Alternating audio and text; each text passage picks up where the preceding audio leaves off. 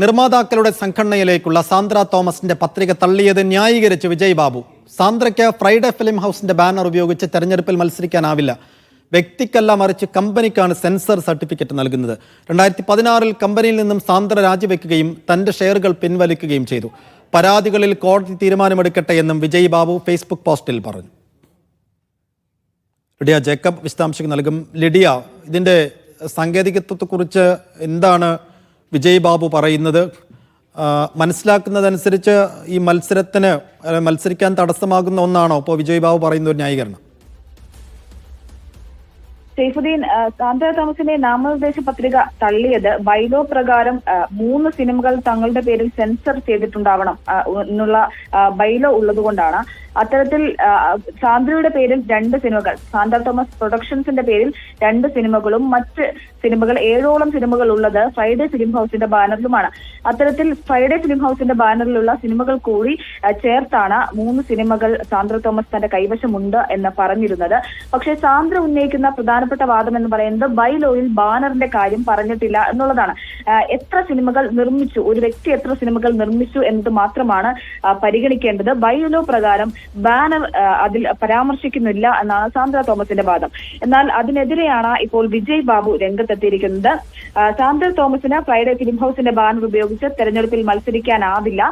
മാത്രമല്ല, വ്യക്തിക്കല്ല, മറിച്ച് കമ്പനിക്കാണ് sensor certificate നൽകുക. അതുകൊണ്ട് തന്നെ ഫ്രൈഡേ ഫിലിം ഹൗസിന്റെ ബാനർ അല്ലെങ്കിൽ അത്തരത്തിൽ ഫ്രൈഡേ ഫിലിം ഹൗസിന്റെ സെൻസർ സർട്ടിഫിക്കറ്റുകൾ അത് സാന്ദ്രയ്ക്ക് അവകാശപ്പെടാനാകില്ല എന്നാണ് വിജയ് ബാബു ഫേസ്ബുക്കിൽ കുറിച്ചിരിക്കുന്നത്. സാന്ദ്ര 2016 കമ്പനിയിൽ നിന്നും രാജിവെച്ച് പോയതാണ്. മാത്രമല്ല, തനിക്കുണ്ടായിരുന്ന ഷെയറുകൾ എല്ലാം തന്നെ പിൻവലിച്ചാണ് സാന്ദ്ര പോയത്. ഇപ്പോൾ കമ്പനിക്ക് സാന്ദ്രയുമായി ബന്ധമില്ല. അതുകൊണ്ട് തന്നെ സാന്ദ്ര ഉന്നയിക്കുന്ന ആരോപണങ്ങൾക്ക് അല്ലെങ്കിൽ സാന്ദ്ര ഉന്നയിക്കുന്ന വാദങ്ങൾക്ക് അടിസ്ഥാനമില്ല എന്നാണ് വിജയ് ബാബു പറയുന്നത്.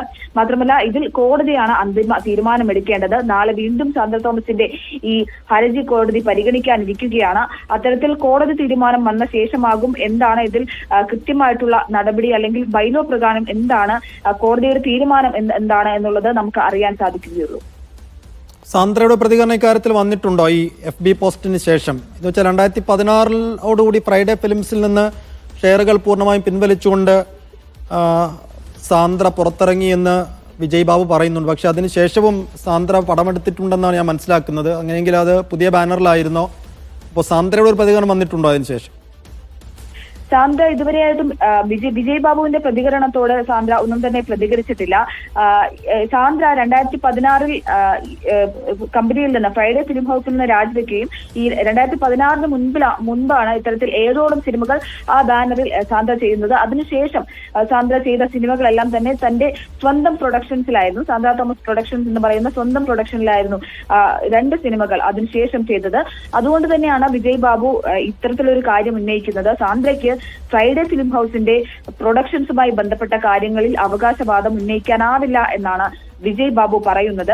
അതായത് ആ ഒരു കാര്യം വെച്ചുകൊണ്ട് മാത്രം, ഫ്രൈഡേ ഫിലിം ഹൗസിന്റെ ബാനർ വെച്ചുകൊണ്ട് മാത്രം സാന്ദ്രയ്ക്ക് തെരഞ്ഞെടുപ്പിൽ മത്സരിക്കാനാവില്ല. അതിൽ വിജയ് ബാബു എടുത്തു പറയുന്നുണ്ട്, പ്രസിഡന്റ് സ്ഥാനത്തേക്ക് മത്സരിക്കാനാവില്ല, മറിച്ച് എക്സിക്യൂട്ടീവ് കമ്മിറ്റിയിലേക്ക് 2 സിനിമകൾ മാത്രം മതി, 2 സെൻസസ് സിനിമകളുടെ സെൻസസ് സർട്ടിഫിക്കറ്റുകൾ മാത്രം മതി എക്സിക്യൂട്ടീവ് കമ്മിറ്റിയിലേക്ക് മത്സരിക്കാൻ. അതിലേക്ക് മാത്രമേ മത്സരിക്കാൻ സാധിക്കുകയുള്ളൂ, മറിച്ച് മറ്റ് സ്ഥാനങ്ങളിലേക്ക് മത്സരിക്കാനാവില്ല എന്നാണ് വിജയ് ബാബു പറയുന്നത്. 2 സിനിമകൾ സാന്ദ്ര തോമസ് പ്രൊഡക്ഷൻസിന്റെ ബാനറിൽ 2 സിനിമകളാണ് സാന്ദ്ര തോമസ് ചെയ്തത്. മറ്റ് സിനിമകൾ 7ഓളം സിനിമകൾ ഫ്രൈഡേ ഫിലിം ഹൗസിന്റെ ബാനറിലുമാണ് ചെയ്തിരിക്കുന്നത്. പ്രൊഡ്യൂസേഴ്സ് അസോസിയേഷനിലുള്ള ആളുകളും ഇത്തരത്തിലൊരു കാര്യമാണ് വ്യക്തമാക്കിയിരുന്നത്. പക്ഷേ ബൈലോ പ്രകാരം ബാനറിന്റെ കാര്യം പറയുന്നില്ല എന്നാണ് സാന്ദ്ര തോമസിന്റെ വാദം. ഒരു നിർമ്മാതാവിന് എത്ര സിനിമകൾ ചെയ്തു എന്നത് മാത്രം മതി, സെൻസസ് സർട്ടിഫിക്കറ്റുകൾ എത്ര എണ്ണം ഉണ്ട് എന്നത് മാത്രമാണ് പരിഗണിക്കുന്നത്. മറിച്ച് ഏത് ബാനറിൽ അത് ചെയ്തു എന്നത് വ്യക്തമാക്കണം. അല്ലെങ്കിൽ ഏത് ബാനറിലാണ് ഇത്തരത്തിലൊരു സിനിമ 3 സിനിമകളും ചെയ്തത് ഏതൊക്കെ ബാനറിലാണ് എന്ന് പരിശോധിക്കേണ്ടതില്ല എന്ന് ബൈലോയിൽ വ്യക്തമാക്കുന്നുണ്ട് എന്നാണ് സാന്ദ്ര തോമസിന്റെ വാദം. ശരി ലിഡിയ.